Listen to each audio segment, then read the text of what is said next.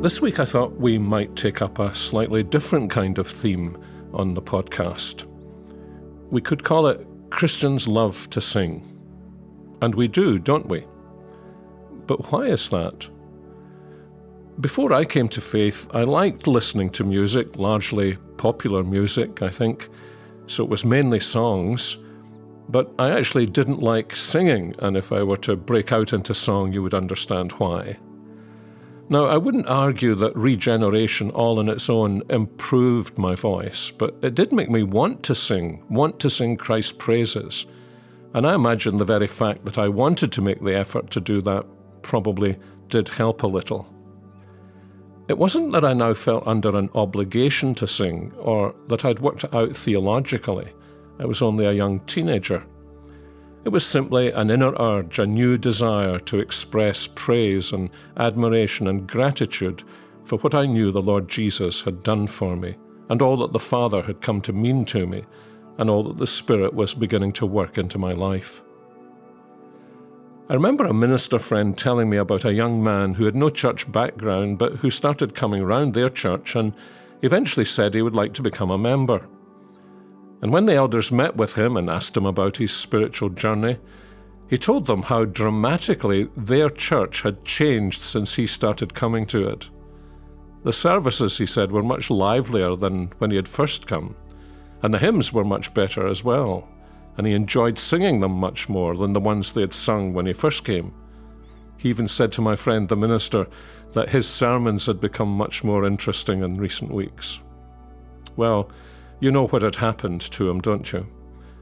And the elders were too kind to embarrass him by telling him they were still singing the same old hymns, and my friend was far too wise to get upset about the fact that his sermons apparently had dramatically improved. The real truth, of course, was the young man had been born again. The old had passed away and the new had arrived. The tunes were just the same. What had changed was that he now understood the words and realized they matched his own experience, and his experience matched what the hymns said. There was music now in his soul, and that music matched the music of the hymns of the church. So when you become a Christian, you want to sing. And as I said, this week we're going to think about that. But today I have a couple of questions I want to ask, because I think they're more important than they might at first sight seem.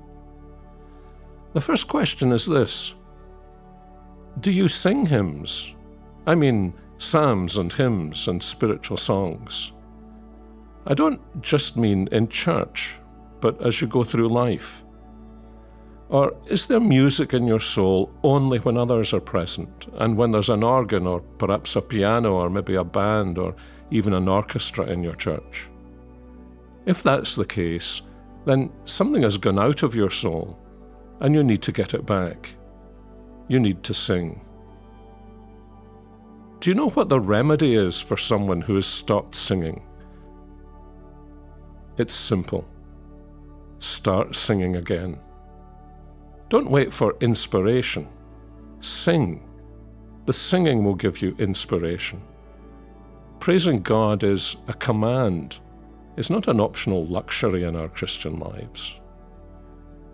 But here's my second question, and I think it's just as important. Do you own a hymn book? I suspect that next to a Bible, a good concordance, and a decent whole Bible commentary, the next most important book you should own is a good hymn book. That's a strong statement, I know. I wonder if you agree with me. Why do I say that? Well, obviously because I think it's important. But why is it important? Well, think about that until tomorrow, because I suspect we need to think about this a little more. I hope you'll join me on the podcast tomorrow.